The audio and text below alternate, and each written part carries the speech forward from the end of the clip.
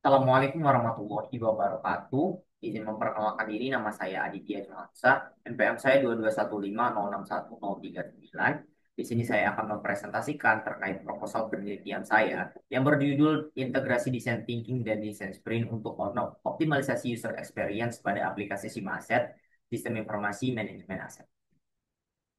Pendahuluannya, di mana latar belakang masalahnya. Uh, Penelitian saya ini memiliki objek penelitian yaitu aplikasi SIM aset atau sistem informasi manajemen aset yang merupakan sistem krusial untuk operasional dari sebuah organisasi, terutama pada pemerintahan, di mana permasalahan intinya itu adalah fungsionalitas dari aplikasi SIM aset sendiri secara teknis tidak cukup. Nah, user experience yang buruk pada SIM aset saat ini menyebabkan frustasi dari user, tingginya tingkat human error, dan penurunan produktivitas dari user tersebut. Dan urgensinya, optimalisasi UX bukan lagi pilihan, tapi sebuah keharusan strategis untuk memastikan sistem diadopsi dan digunakan secara efektif. Dari urgensi tersebut, kita dapat menemukan dua metode, yaitu yang pertama ada design thinking dan kedua itu ada design sprint. Yang pertama itu design thinking, yaitu sebuah pemecahan masalah yang berpusat pada manusia atau human centered design, dan dia memiliki kelebihan yaitu sangat baik dalam memahami masalah yang kompleks secara mendalam. Namun kelemahannya dia membutuhkan waktu dan juga sumber daya yang signifikan sehingga berpotensi untuk lambat. Untuk desain sprint sendiri, dia adalah sebuah framework atau prosedur yang dapat dilakukan selama 5 hari, yang dia tuh merupakan agile dan merupakan validasi ide secara cepat gitu. Dia dapat dilakukan secara 5 hari. Nah, kekuatannya sendiri itu sangat efisien dalam hal kecepatan, mengurangi resiko fokus pada ide yang salah. Untuk kelemahannya sendiri karena memang dia itu cepat, sehingga dia dangkal dalam melakukan pemahaman masalah yang jika dijalankan tanpa riset pengguna yang komprehensif. Lanjut. Nah, ditemukan research gap, yaitu belum ada kerangka kerja yang terstruktur dan tervalidasi secara formal yang mengintegrasikan kedalaman dari desain thinking dengan kecepatan desain sprint, optimalisasi user experience. Nah, ada dilema dalam tim pengompol sendiri, yaitu dapat memilih antara proses yang mendalam tapi lambat dari desain thinking atau cepat tapi dangkal dari desain sprint. Nah, untuk solusi yang saya usulkan itu adalah penelitian ini mengusulkan sebuah framework yang inovatif di mana tahap awalnya itu menggunakan fase empathize dan define dari design thinking untuk mengeksplorasi masalah secara mendalam. Kemudian dilanjutkan dengan uh, ideate, prototype, dan juga tes dari design sprint untuk pengembangan dan validasi solusi secara cepat. Sehingganya ditemukan identifikasi masalah, yaitu yang pertama, UX dari aplikasi SIM Asset tersendiri itu belum optimal. Kemudian penerapan desain thinking murni berpotensi lambat dan juga boros sumber daya.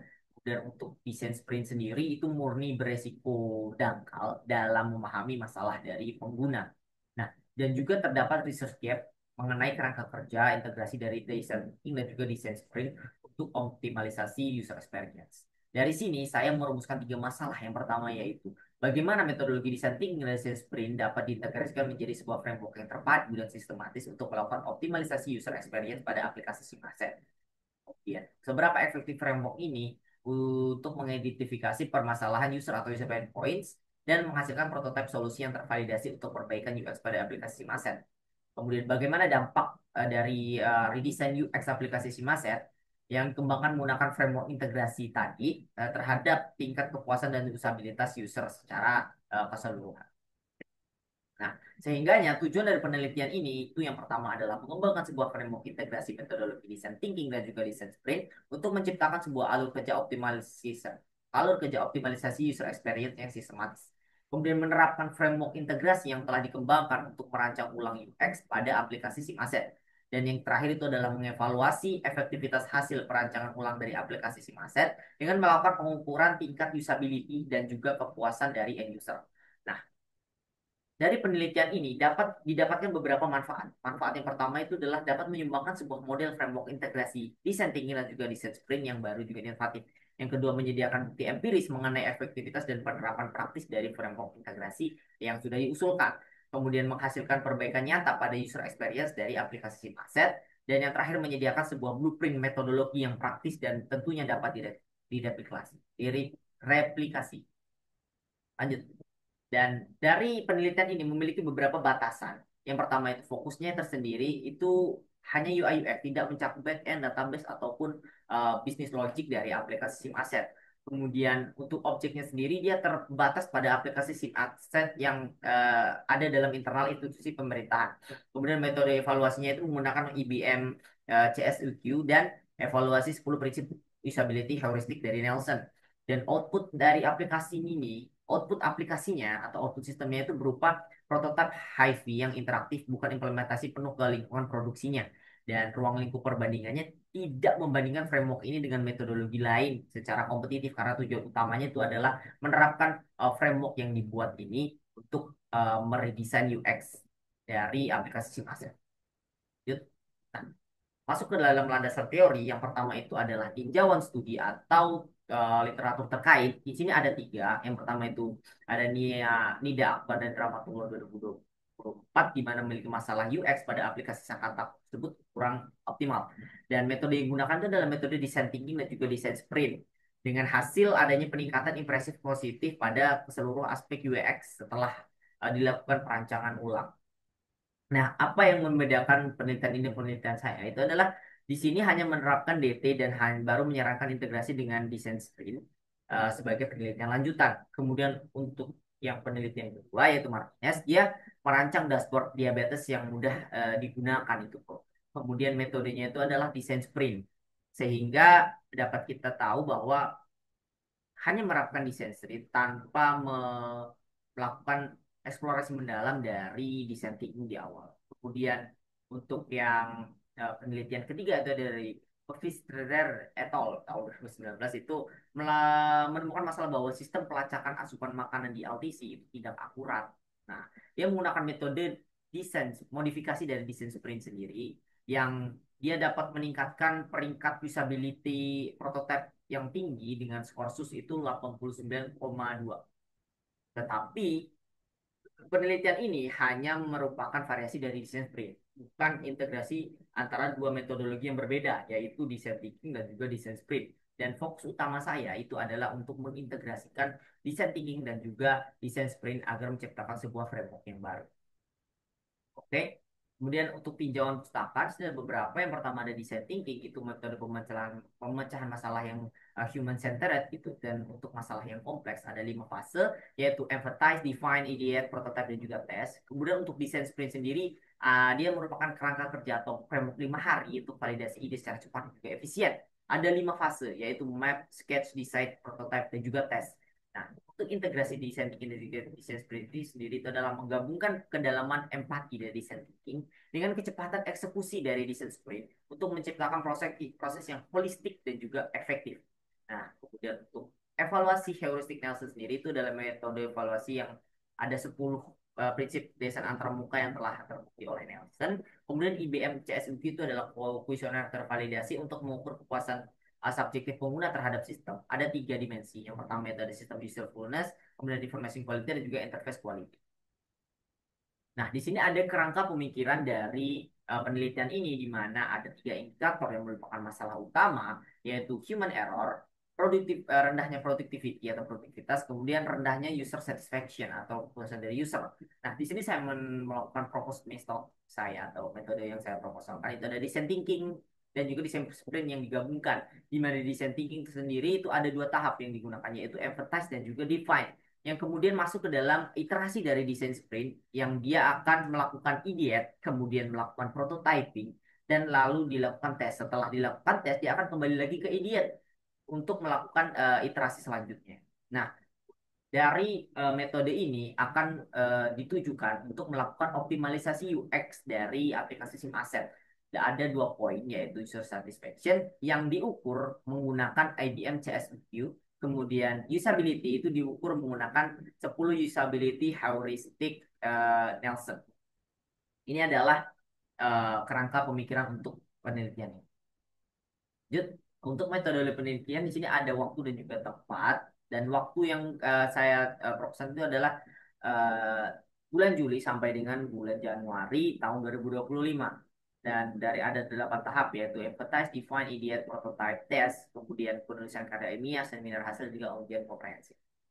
Untuk lingkungan tempat penelitiannya sendiri itu ada di lingkungan Gedung H, Universitas Lampung, dan juga wawancara serta user testing itu dilakukan di kantor dinas tempat aplikasi SIMASET tersebut berada.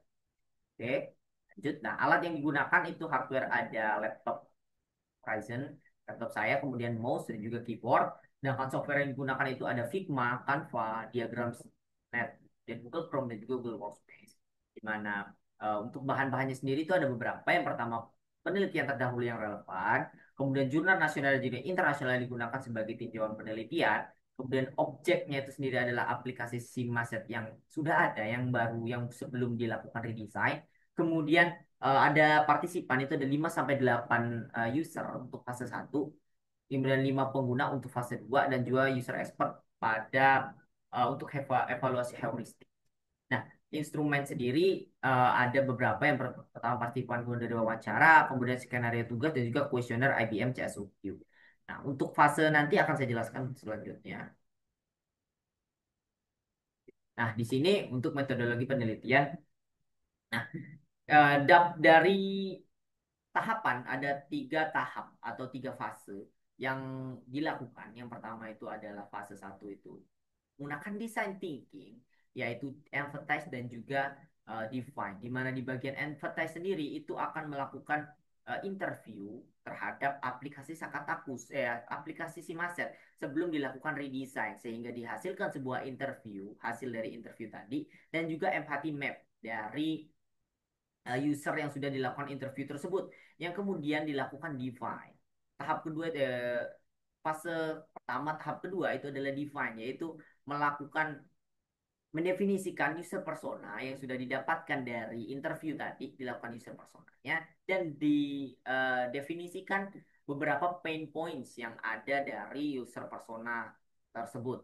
Nah, kemudian setelah dari fase satu masuk ke dalam fase 2 yaitu fase dari design sprint di mana ada 3 tahap yaitu ideate, prototype dan juga test. Nah, di bagian ideate sendiri itu dilakukan brainstorming ide, dicari berbagai macam ide, kemudian dijadikan side map yang sudah dari ide-ide tersebut yang nantinya akan diambil satu ide yang menjadi uh, yang dijadikan menjadi user flow yang nantinya user flow tersebut akan dipakai untuk tahap selanjutnya yaitu tahap prototype sehingga dapat dihasilkan wireframe yang low fidelity dan juga high fidelity dari user flow tersebut. Nah, kemudian setelah dilakukan prototyping, itu lanjut ke tahap selanjutnya yaitu tes, di mana ada 2 macam tes. Di sini adalah user testing, user questionnaire. Sebenarnya ada 3.